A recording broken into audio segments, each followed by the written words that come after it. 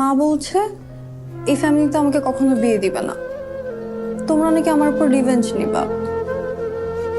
মা এটা কেন বলে তুমি কি জানো? আমাদের মতো একটা পদের ঘাটতি হুম? না।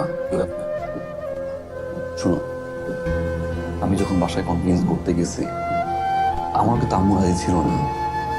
আব্বু তো প্রশ্নই আসে না। আমি কি করলাম, সময় নিয়ে নিয়ে নিয়ে নিয়ে আম্মুকে কনভিন্স করলাম। এবার আমি আর আম্মু মিলে আব্বুকে কনভিন্স করলাম। আব্বু রাজি হয়ে গেছে। এখন তো আমার বাসায় কোনো প্রবলেম নেই, সবাই রাজি। বিয়েতে না একটা একটা প্রবলেম থাকবে, এটাই স্বাভাবিক না? ভেঙে বললে চলবে না, সলভ করতে হবে। তুমি আমি মিলে সলভ করবো, আন্টিকে বুঝাবো, একসাথে বুঝাবো। তাই বলে এত কিছুর পর যদি বিয়েটা না হয় তাহলে আমি মরে যাবো।